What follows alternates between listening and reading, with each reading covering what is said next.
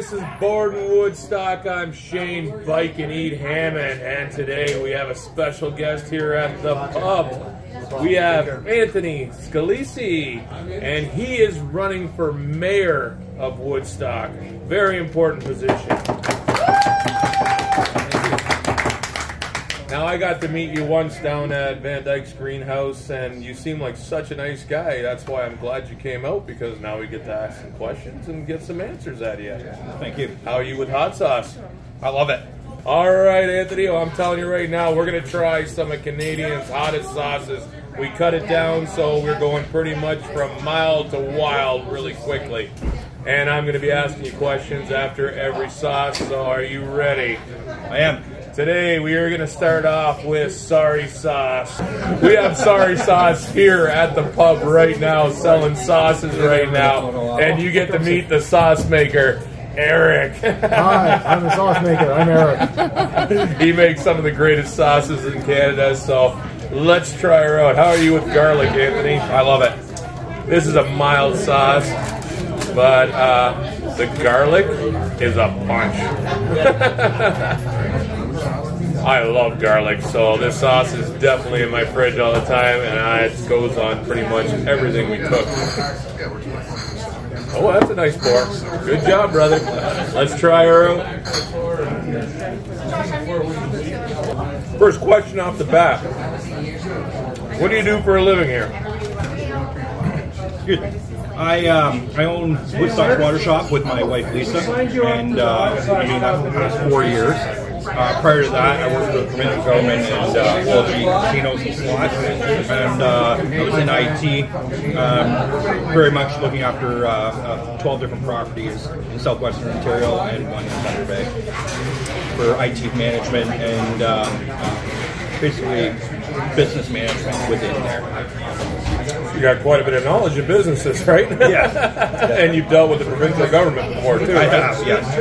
That's what I like to hear out of a mayor, to be honest. Once I heard that part, I was like, going, yeah, we need somebody in there that actually knows how to deal with the provincial government, because Woodstock, we want to make #1. Correctly. Exactly. That's what I like to hear. All right, Anthony, let's get on to the next one. We got Viking Tiger. This is one of the greatest sauces out there that Jeff Davis makes. Look for this one if you see it, because I'm telling you right now, everybody loves this sauce. It can go on everything. It's got a mustard base to it, but once you try it out, you'll think about all the different foods you'd want to have it on. Second question. This is a big question for all people of Woodstock and concerned. What is your thoughts on the homeless issue in this city, and how do you believe you think that we should be trying to rectify it?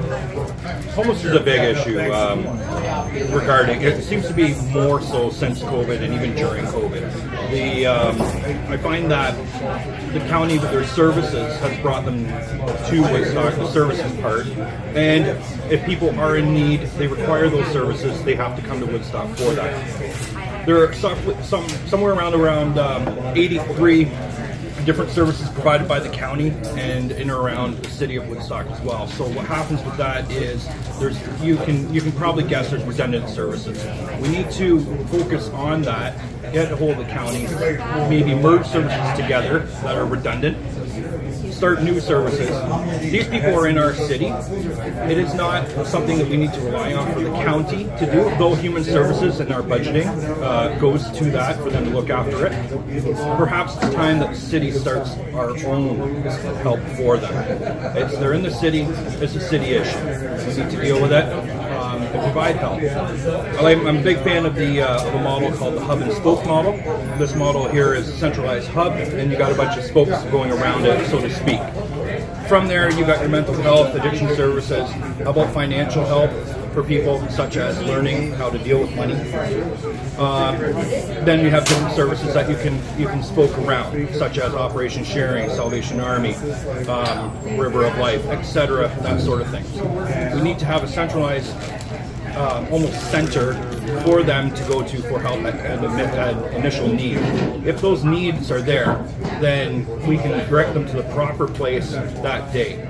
people don't need help yesterday when they need help today. So we can kind of get them that help or direct them in the right direction. So part of that model is my hub and spoke model. Second is I think we should maybe look at and see what the county has done for Housing First. Their Housing First approach is a model where it doesn't matter whether you're working poor or homeless. Well, there's three types of homeless: transitional, episodic, and chronic. And it doesn't matter where you fit into those, we'll get you a house. Perhaps it's time for us to build a building that people can go into, 500, 600 square foot apartments. We give them that first and then work the way towards health in there, but have the help provided within that building as well. More so of a low income or elderly poverty or anything like that, we need to have more centralized housing for that. And I think once you give somebody, and it's their human rights under the UN and the Canadian Charter, housing is a human right, so there should not be anybody living on the streets. So some people may go by choice. I think the option should be there for enough housing for a lot of people. I have to tell you, I like that model. That was the first time I've ever heard that. I've been working on this for quite a while. It sounds like you actually are right interested in this. Yeah, this is something that really needs to be looked at, and really we need council on board for this.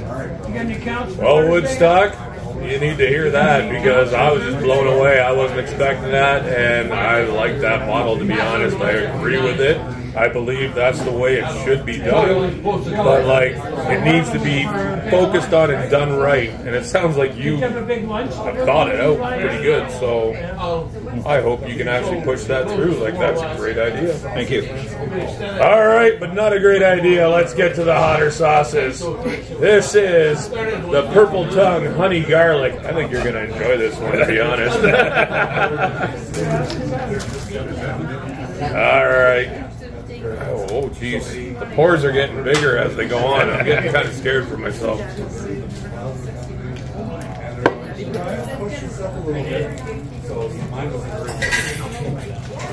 Well, that's good. All right. So what kind of question are we going to ask you now? So you're going for mayor. Yeah. Now, what do you think that you could do better than any mayor beforehand for this city to help us out? So right now, I think is a vital time for this election. We have great growth within the city, such as new people coming to the city, new development, and so on there. We need to, why I think this is so different and why new leadership needs to happen is with the growth, we've never experienced this much growth this rapid. We need to plan, we need to focus, and we need to set ourselves up for the next 4 years, 8 years, 10 years, 25 years. What we put in motion now will be the best that we can do moving forward. You need great leadership. I think I bring that. I've met with a lot of new councils. That are not the people that want to be council, and I think their ideas are great. If we can have everybody new in here, I think that we can set this up for great success. I'm going to bring proper leadership, proper research, and I'm here for the people. I don't have any other agenda but to make Woodstock completely the best it can be. So you think there's a change of guard that's needed right now? I do. Get out of the old, let's get into the new. Yeah. That's what I heard from that. And I can honestly say it could be that time right now, and I do agree. Well, I want you to enjoy the Sanget Pettis from Capsation Cartel. That's good. You don't have any peanut allergies, right? Nope. All right. Find out. We can find out quickly.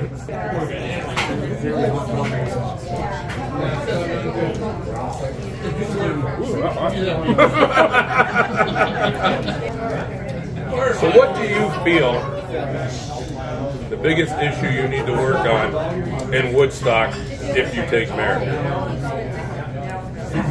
So I think what needs to happen at the same time as developing and working on new issues with the homeless is revitalization of downtown. Now, I think my platform is built on 4 pillars. One is budgeting, economic development, infrastructure, and public safety. I think public safety needs to be increased all around within the city. I believe we need to go ahead finally with the 3rd fire station northeast of Woodstock. I believe we need to increase our fire and police services. I think that all that, bringing that downtown as well, rezone it as a community safety zone from Huron Street to Van Sitter. Then we, at that point there, we go after absentee landlords, do what they did in Stratford, raise their taxes 65% for vacant buildings that are just sitting there that look condemned. I think we need to go hard on certain areas of that and create new rules, new bylaws, and enforce it properly. I think our bylaw finally needs to go 24/7 and maybe amalgamate that with the police station. Maybe we can have special constables do a little bit of that while they're there, and then we can have the police continue doing proper policing instead of looking after bylaw calls. There are different areas of downtown that what we need to do. With downtown, I think we need a light at Van Sitter. I think we've got to move some of these bus routes that are blocking up the stores and businesses that are taking up spots on actual open businesses. We need to, like I said, go after absentee landlords or building owners, and we need to promote businesses that are in business and that are open. Perhaps for 2 years they can get a little bit of a tax break while we go after the other ones that have neglected and let their building go condemned for many years. With that, I believe, under public safety, we need to look at our schools. We got to make sure that we have proper, maybe solar or powered crosswalks, turtle bumps that are put out there for speed control. Some of our bigger streets, such as Devonshire and Springbank, maybe we need to paint the roads to say slow down 50 kilometers an hour, whichever. But I believe public safety all around needs to be completely action, and it needs to be brought up. I think with new council and with new objectives we will be able to do that. So all around, downtown and public safety combined.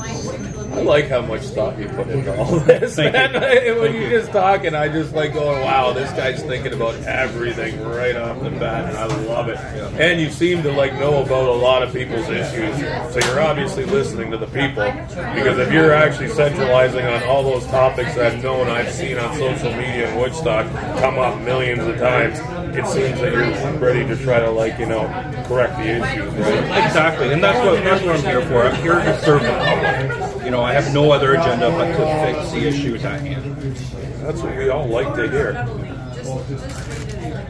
Unfortunately, we don't like to hear that cherry no-no is going to be the next sauce up here for Anthony. Eric, you're going to become quite popular in Woodstock, I tell you.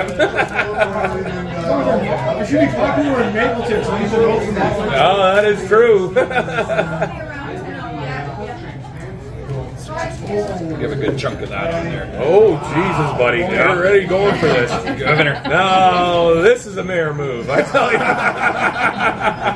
Hats off. Wow.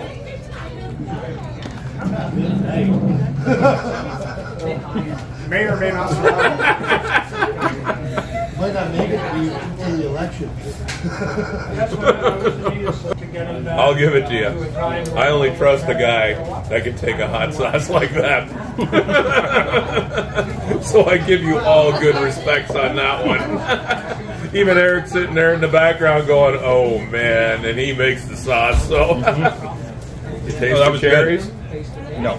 You don't taste the cherries? My mouth is burning. This is one of the hottest sauces you'll see out there, I tell you. If you're into hot sauce and really hot stuff, that's the one to go for. Now while you're burning up and ready to die, my last question, I'll try to make it easy for you. What's your best aspect and personality, you know what I mean, for this position? Yep. I think, so those that may not know me, is my family's been in Woodstock for over 100 years. We had the old Scalisi stores on Dundas Street. We had 5 of them. That's where you went for fruit, candy, your meats, vegetables, everything like that. We're talking early 1900s. We had the first truck in Woodstock. So what I bring is a lot of family history, a lot of everything Woodstock is within me. So I think, you know, I care enough there. I'm not going to let something fail. I'm not going to see our downtown crumble, you know, and we're here to help the people. So I'm bringing that. I think that's my best aspect of that is I do care. And I will make it a mission to care. Well, to be honest, though, that is the best answer out there, is that you care. Because that's what people want. People want somebody that cares. They want somebody that's like into this city and wants this city to thrive. And I, as a person, man, that loves this city, this is where I'm going to live. I want to make sure it's the best city out there. Now, I don't run for council or nothing like that, but guys like you that I hear say they care, that means a lot to me. So to be honest, though, it has been great talking to you. Thank because you. I just heard a lot of answers out of you that I truly respect. And you have some great ideas that are well thought out of. And I'm very impressed, to be honest. Thank you. I'll give that to you. Appreciate it. All right, everybody. This is Borden Woodstock, and he's running for mayor of Woodstock. So I want you all to get to know him, because I just did, and he has some great ideas. So you need to find out for yourself.